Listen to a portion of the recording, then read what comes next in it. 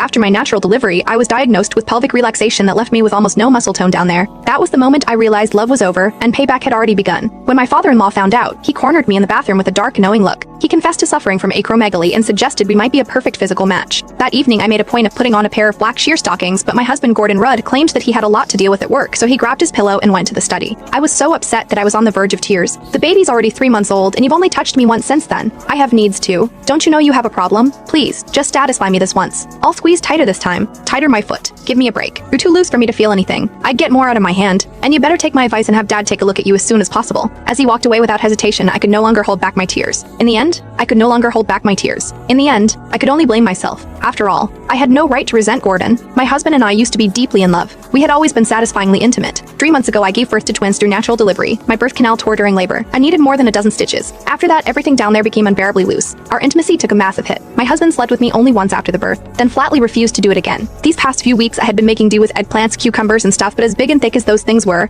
they could not compare to a real warm man. If anything, they only made my cravings stronger. That night, I was so desperate, I swallowed my pride and begged my husband again. However, not only did he refuse me outright, he once again told me to find time to see his father for treatment as soon as possible. My father-in-law, Mark Rudd, was a gynecology specialist at a top-tier local hospital. He was incredibly skilled. People even called him a miracle worker in gynecology. He was my father-in-law after all. How could I, as his daughter-in-law possibly go to him with a problem like that? Even though Mark was nearly 50, he was strikingly handsome. He always wore a pair of gold-rimmed glasses that made him look refined and scholarly. He kept himself in excellent shape too. His body was firm and muscular, radiating a kind of mature masculine charm. Ever since Gordon stopped touching me, I had fantasized about Mark more than once. If he were really the one examining me for that condition, I would probably lose control and humiliate myself beyond belief. If that had happened, I would be too ashamed to even show my face in his house. While I was lost in my tangled thoughts, the sounds of intimacy drifted faintly through my in-laws' room next door. The noises were unmistakably heated. It was obvious that Mark had Janet pinned beneath him. He was thrusting hard. As Janet's breathless gasps and soft moans continued through the wall, I actually found myself feeling envious and jealous. If only I were the one underneath Mark. The thought sent what was left in my smoldering desire, roaring back to life and burning hotter than ever. I could not help squeezing my thighs together and rubbing them against each other for friction. Just then, raised voices suddenly came from the room next door. Janet was loudly protesting. Mark's voice followed. He was coaxing her. I was stunned. Apparently, Mark was so vigorous that Janet could not handle it anymore. She refused to continue no matter how much he lowered his voice and begged her. "You're enormous, and you go on for over an hour every time. If you really want it that badly, go find a prostitute." God, over an hour. That must feel incredible. Some people were dying of thirst while others drowned. Mark's size and stamina were astonishing, yet Janet treated it like a burden. Meanwhile, I was empty and aching with need, yet Gordon would rather take care of himself than touch me even once. The world really was not fair. With a sigh, I climbed out of bed and padded miserably to the guest bathroom in the living room. Standing in front of the mirror, I looked at myself. My skin was fair and smooth. I had a body with curves that turned heads. Anyone who saw me would call me a beauty.